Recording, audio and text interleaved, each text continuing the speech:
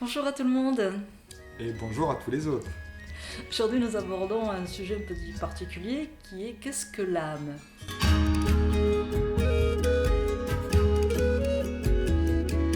Je vous rassure, on ne va pas du tout inventer la poudre, on ne va pas reprendre tous les grands écrits religieux, spirituels, philosophiques.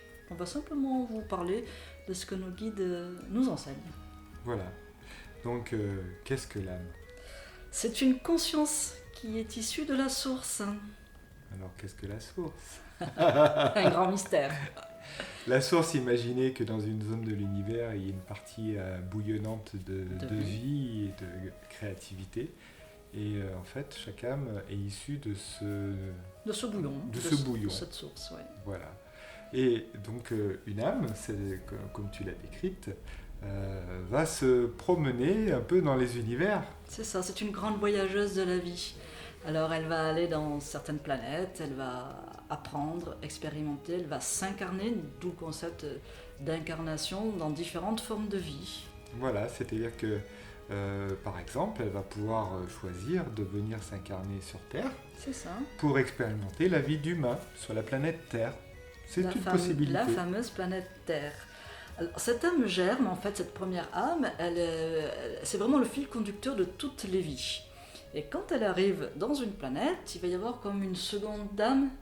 En quelque sorte, ouais. Si on reprend notre exemple Oui. d'une âme, alors quand tu parles d'âme germe, d'âme primaire, en fait, on parle de l'âme germe et de l'âme primaire d'un être vivant. Tout à fait. Hein, et cet être vivant, donc, qui va s'incarner par exemple sur la planète Terre, va avoir en supplément, en option, en quelque sorte, une âme secondaire qui est liée à cette vie sur la Terre. C'est ça. Elle va manifester dans la matière la raison de l'expérience de l'âme germe, tout simplement. Cette âme primaire, effectivement, elle a eu envie de faire quelque chose sur la planète Terre. Eh bien, c'est un peu la mission de l'âme secondaire, entre guillemets, de réaliser justement ce but. Tout à fait. Voilà. Et c'est cette seconde âme dont on entend souvent parler en fait dans les différents écrits, c'est de celle-ci dont il s'agit. Rarement de la première qui est le fil conducteur de toutes les vies. Parce que la vie, c'est vraiment l'expérimentation, on l'a dit. Hein. Et de planète en planète, les expériences sont différentes. C'est ça. Et à chaque fois qu'on se réincarne, ça peut être aussi d'ailleurs sur la même planète, hein, on va découvrir de nouvelles choses. Tout à fait. Qu'est-ce qui se passe quand, à la fin, on fait le grand passage, ce qu'on appelle ici sur Terre la mort, cette vie donc sur Terre s'arrête, qu'est-ce qui se passe pour cette âme? Bien, en fait, l'âme secondaire, en quelque sorte, va rencontrer l'âme primaire pour un peu faire le bilan de ce qui a été fait. Faire le point. Faire le point. C'est un peu comme se regarder dans le miroir le matin. C'est ça. Ce qui signifie qu'en fait, ce qu'on appelle le karma, ou tout ce qu'on rattache à cette notion de karma, n'existe pas. C'est nous-mêmes avec nous-mêmes, donc il n'y a pas de jugement dernier. Il n'y a pas de tribunal. Non, pas du tout. Il n'y a pas de punition non plus. Non, ça c'est important. En fait, on n'est pas puni quand on a envie une vie où il y a des grosses difficultés, ce n'est pas lié à une punition.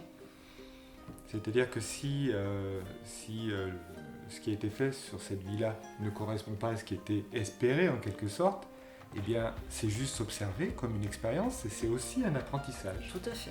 Voilà. Alors bien sûr, il y a des cas particuliers. Oui. Si on prend l'exemple d'âmes qui ont agi de façon assez dure, par exemple... Anti-vie. Anti-vie, c'est une âme qui aura respecté ni la vie ni l'humain. Un peu comme Hitler. Par exemple. Bien, il y aura une interdiction à cette âme de se réincarner à nouveau. Oui, et elle sera refondue, entre guillemets, dans la source. C'est-à-dire qu'il n'y est plus possible de réexpérimenter... d'autres incarnations. Voilà. Un petit peu ce qu'on pouvait vous expliquer sur l'âme, c'est peut-être un peu différent de ce que vous connaissez. C'est aussi un élément fondateur, en fait, pour bien comprendre la vie, pour avoir moins peur de ce qui se passe après la vie terrestre.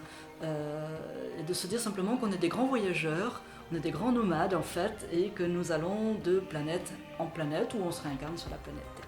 Voilà, ce qu'on peut rajouter, c'est que par exemple, entre chaque voyage, le voyage peut être fatigant, et bien l'âme peut choisir de se reposer entre deux incarnations. Donc il y a des espaces entre chaque incarnation où l'âme va se reposer et assimiler l'expérience qui vient d'être faite. Donc juste pour dire qu'effectivement, le concept de l'âme, on peut le généraliser à plus grand que ce qu'on nous en parle en général, tout simplement parce que les incarnations ne sont pas que sur la planète Terre. Non, et puis je pense que c'est très agréable de se dire, à l'intérieur de nous, on a un petit peu la mémoire de tout ce qu'on a voyagé, tout ce qu'on a découvert, que c'est ce qui fait vraiment partie de notre noyau dur, et ça, je trouve ça magnifique, de se dire aussi que quand on va quitter le corps, il va se passer d'autres choses, et ça ouvre des espaces énormes, en fait. Voilà, il n'y a pas de fin, il n'y a que des passages. Tout à fait. Nous vous souhaitons une très très belle journée. Merci, et n'oubliez pas de cliquer j'aime si vous aimez cette vidéo. Et de poser toutes les questions dont vous avez besoin, nous sommes à votre écoute. À bientôt. Merci beaucoup.